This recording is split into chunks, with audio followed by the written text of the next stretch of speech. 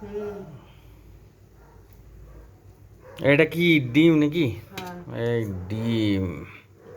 ভাবতে দেখ। ঠিক আছে। ওটা কি তরকারি? সোয়াবিন। দাও সয়াবিনটা দাও, এদিকে দাও। সয়াবিনের তরকারি। সোয়াবিন মালা। নিয়ে নিলাম। কবে আমি সয়াবিন খাওয়া ছেড়ে দিয়েছি। কেন, ওটা তো ভালো রে।